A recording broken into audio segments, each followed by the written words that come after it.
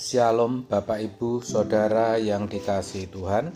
Seri pengajaran hari ini berjudul Siapa yang diberkati. Ulangan 28 ayat 1-2 mengatakan, jika engkau baik-baik mendengarkan suara Tuhan Allahmu dan melakukan dengan setia segala perintahnya yang kusampaikan kepadamu pada hari ini, maka Tuhan Allahmu akan mengangkat engkau di atas segala bangsa di bumi. Segala berkat ini akan datang kepadamu dan menjadi bagianmu jika engkau mendengarkan suara Tuhan Allahmu. Dari ayat ini kita tahu siapa orang yang pantas diberkati Tuhan, yaitu orang yang setia. Maka bertindaklah setia. Jangan sekali-kali melawan Tuhan. Ketika kita tidak setia, bisa keadaan kita sepertinya baik-baik saja. Tetapi suatu hari nanti kita pasti menuai taburan kita. Sebaliknya, ketika kita setia, walaupun kelihatannya Tuhan tidak menghargai sikap dan perbuatan baik kita, suatu hari, cepat atau lambat, kita akan mendapat perlakuan istimewa dari Tuhan. Pertanyaannya, dengan cara apa seseorang bisa tidak setia atau melawan Tuhan? Yaitu ketika ia berbuat sesuka hatinya sendiri, tidak peduli perasaan orang, apakah orang akan rugi, sakit hati, kecewa, atau luka. Tidak peduli, yang penting ia puas. Saudara, kita itu sering memiliki pandangan yang salah tentang Tuhan. Kalau kebanyakan agama memandang Allah, ilah, dewa-dewi mereka seakan-akan membutuhkan sesuatu dari umatnya. Umat dituntut untuk mengadakan seremonial, ritual, sesajen, dan lain sebagainya. Kita itu beda, saudara. Kita tidak boleh memiliki pemikiran dan sikap seperti kebanyakan orang beragama, di mana seakan-akan Allah membutuhkan sesuatu dari kita. Allah kita yang menyebut diri sebagai Allah Abraham, Ishak, dan Yakub adalah Allah yang menciptakan langit dan bumi. Allah yang memiliki segalanya. Dia tidak membutuhkan apa-apa dari kita. Maka Allah tidak perlu menuntut kita untuk memberikan sesajen atau sesuatu. Allah kita ya Bapa kita, yang Dia inginkan keadaan kita baik-baik saja. Hanya itu. Sayangnya, kita tidak bisa berkeadaan baik-baik kalau kita tidak hidup menurut tatanannya. Maka celakalah kita kalau sampai kita tidak hidup dalam tatanan Allah. Karena itu sama artinya kita melawan Allah. Begitulah tatanan dalam diri Allah, di mana Allah sendiri tidak bisa menyangkalinya. Allah itu kokoh, tidak bisa dibujuk, tidak bisa dipengaruhi, tidak bisa berubah. Dulu, sekarang, sampai selama-lamanya. Hal itu dapat kita lihat bagaimana Allah berhubungan dengan bangsa Israel.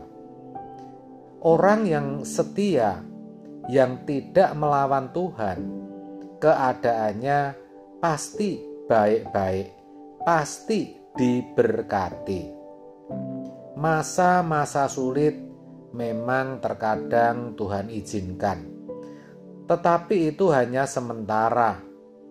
Abraham contohnya, awalnya tidak punya anak, namun ia tidak dipermalukan. Hidupnya tidak pernah kekurangan. Akhirnya dia juga punya anak. Ketika istrinya mau diambil Firaun, Tuhan menghajar Firaun dan negerinya. Abraham juga dipanggil dengan sebutan Tuan oleh masyarakat Kanaan. Padahal sebutan Tuan biasanya ditujukan bagi bangsawan. Ia juga orang yang dihormati dan dilindungi, walaupun ia bukan raja. Juga bukan seorang yang memiliki kekuasaan. Abraham hanya seorang pengembara. Contoh lain adalah Yusuf. Ia pernah menderita masuk sumur, jadi budak, difitnah, masuk penjara. Tetapi dari muda, Yusuf itu orang yang taat dan setia. Kita tahu, akhirnya ia menjadi kaisar kedua. Tetapi yang namanya diberkati, saudara, bukan berarti kita pasti menjadi kaya secara materi dan terhormat di mata manusia. Tidak selalu begitu. Bisa begitu, tetapi tidak selalu. Tetapi maksudnya, orang yang diberkati adalah orang yang benar-benar mengerti tatanan Tuhan. Hidupnya selalu dalam lindungan dan berkat Tuhan. Bahkan anak cucunya tidak dipermalukan dan kelak mati masuk surga.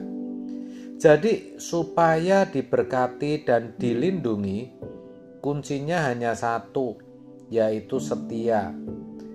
Berbicara setia, itu kita bicara tentang kesucian hidup, saudara. Kalau kita hidup suci, tidak ada yang bisa menahan berkat Tuhan. Apa yang baik bagi kita, pasti Tuhan limpahkan tanpa kita minta, tanpa kita menuntut. Karena apa? Karena Allah yang menciptakan langit dan bumi hanya ingin keadaan kita baik-baik saja. Dan inilah yang membuat seseorang menjadi kuat dalam menghadapi setiap situasi. Maka saudara, kalau ada salah, akui, bereskan, dan tinggalkan. Jangan sampai ada dosa sekecil apapun, sehalus apapun. Juga jangan ada percintaan dunia. Itulah sebabnya kita harus selalu berpikir seakan-akan kita ada di hadapan pengadilan Tuhan. Jadi yang menentukan berkat atau kutuk, keadaan kita baik atau buruk, adalah sikap kita terhadap Tuhan.